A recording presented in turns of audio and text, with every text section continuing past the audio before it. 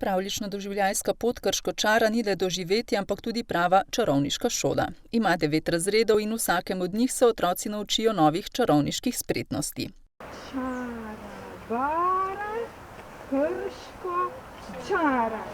Med obvezno opremo spada čarobukvica, to je čarovniška knjižica z vsemi nalogami in točkami, ki jih otroci obiščejo na tej gozdni poti. Na poti potrebujejo tudi svinčnik, ki ga dobijo zraven, ki pa je seveda hkrati tudi čarovniška palica, da bomo lahko uporabljali že prve čarovnije tudi v tej čarovniški šoli. Dobro označena pot se začne pri Mestnem muzeju Krško in je dolga približno 4 kilometre. Vodi do razvalin Krškega gradu, nato po grebenu proti Guntam in nazaj v Krško. Na poti se nahaja tudi naselje 5 čarovniških hišic. Babi, mi imamo tukaj to nagrade. Jaz tudi vidim, kaj je. Čudovito, čisto sem navdušena, tako da mi bomo gotovo še prišli. Večkrat sem. Ti si mi najbolj všeč. Ko vrtiš kocke.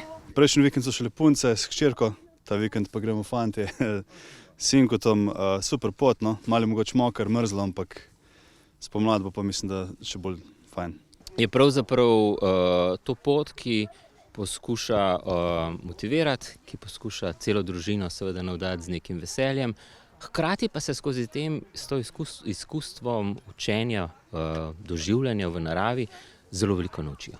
Ne da bi pravzaprav vedeli, skozi igro, skozi sprehod po takem zimskem gozdu, na koncu pridejo družine domov res bogatejše in smo navdušeni nad njihovimi odzivi. Gre za 7. pravljično doživljajsko pot, ki jo je postavil Zavod Škrateljc. Vse naše poti so pravzaprav ustvarjene tako, da gre družina sama na pot, s čarobukvico, s čarobno palico. Odlično je, če otroci prej poznajo slikanico, osnovno zgodbo, čarovniška šola Krško čara.